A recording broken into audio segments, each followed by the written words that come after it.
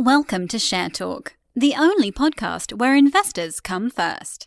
Welcome to the Share Talk interview where I'm joined by Andrew Bell, who is Executive Chairman at Regency Mines. Hi today, Andrew. Very well, thank you.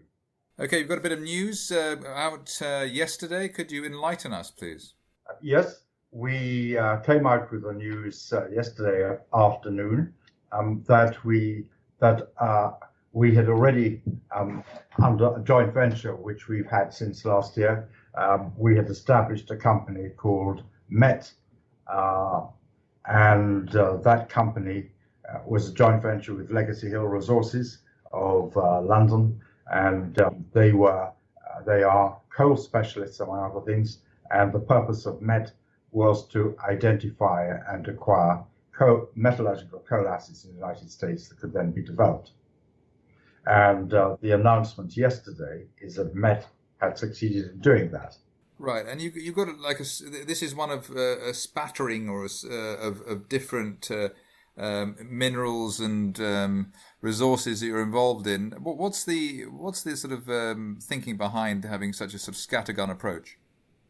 I don't think we have a scattergun approach. I think from its beginning, Regency had been involved in nickel, and that was so for more than 10 years we've had nickel assets, and our main nickel assets in Papua New Guinea. We still have now from 2008 up to about now. Nickel has been in a bear market, so it's had a bear market for a couple of years, longer than any other metal, one that started earlier and persisted longer. And if we had only just tried to keep that asset, the company would have disappeared by now. We wouldn't have been able to retain it.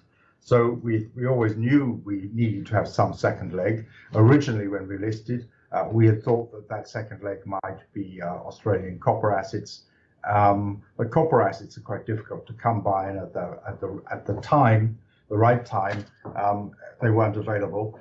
Within the last 4 years ago, we identified hydrocarbons as an area that we'd like to get into. And we went through the bottom of the coal market, the bottom of the oil market, looked at things, picked up assets, got involved in Horse Hill here in the UK a couple of times. So for 4 years, we've been talking about hydrocarbons. With it for 2 years, we've been talking about coal and imminent production of coal in the United States, and we've been talking about coal bed methane. So we have been fairly consistent in our strategy for some time. This particular transaction that Legacy Hill have been negotiating for Met, and Legacy Hill, remember, is a 53% shareholder in Met, has taken them a very long time to put together. And sometimes to get a good deal, you have to spend a long time on it. But we've been pretty consistent in our approach. There's been consistency with nickel for about 12 years now, and there's been consistency looking at hydrocarbons for over 4 years. But I mean, you're obviously aware that the private investors, they've got the attention span of a goldfish, I think, probably, and they prefer a sort of 2-3 month turnaround in terms of their investments and what they're doing. Is that something that sort of gets in the way of what you're doing? Yes, I think there is a difference. The investment time frame is quite short. The commodity investment time frame from discovery through development to production is much, much longer. It's not a really good match. And it's understanding that the kind of investors that you want and that will finance exploration are also the kind of investments that have investment timeframes usually much too short. They're looking for speculation and short-term gains, but they're also looking for big gains. Sometimes those things come into conflict.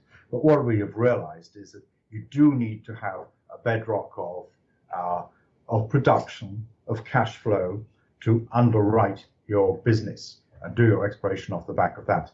And we were quite weak in the past through not having any production interest, because it means that at some point in the investment cycle, prices are going to be very low.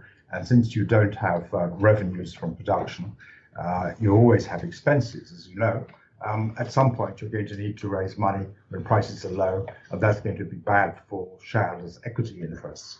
So I think we've now been able to develop, this is another company we're involved with, which is Red Rock, another one I'm a non-exec on, which is at Jupiter Mines, production interests to underwrite the business.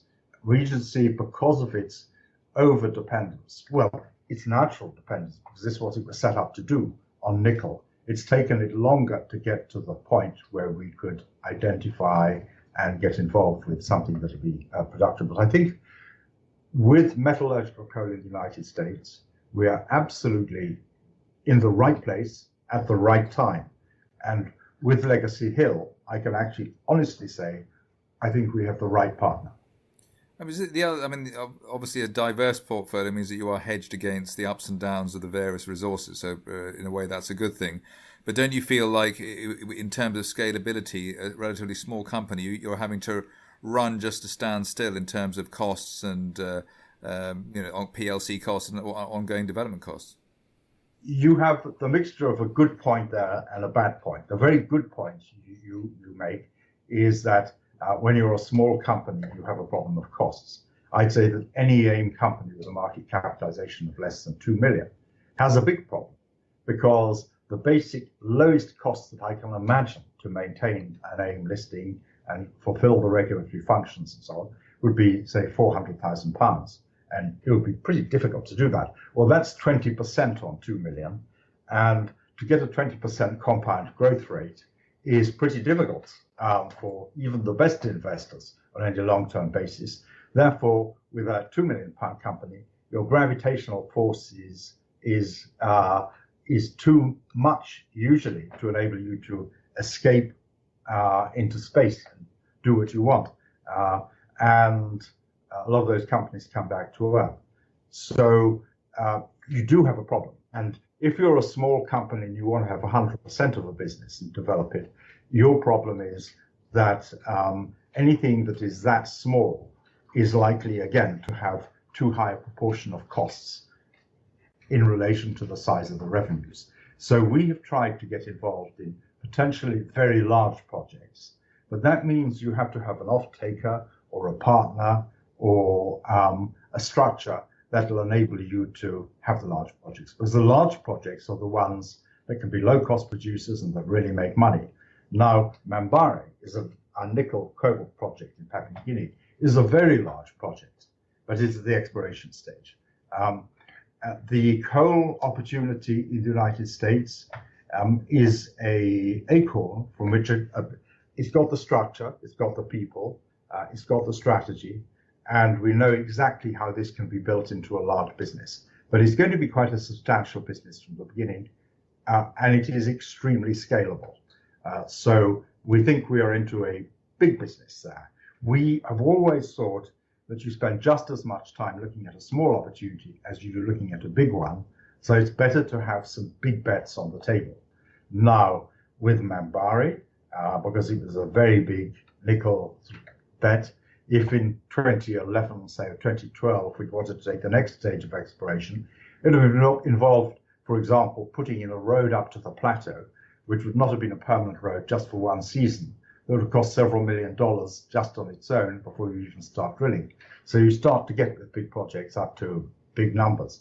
So finding our way through to structure the company so that we can make progress, hold on to our large assets that aren't ready for development now, be ready to make the right partnerships with them when appropriate, and also have things going on now, is the balance that we have spent some years striving to achieve. And I think we now have it, because we have the metallurgical coal for the here and now. And you may have seen Donald Trump was in, I think, Illinois at the reopening of a US steel plant. I mean, that's incredible. When do steel plants get reopened in the West? Just a few days ago. And he gave a speech, and the president of US Steel said, yes, and we're sourcing our raw materials from the United States, taconite from here, metallurgical coal from the Appalachians, so on. Well, here we are in the Appalachians, and we're going to be producing metallurgical coal.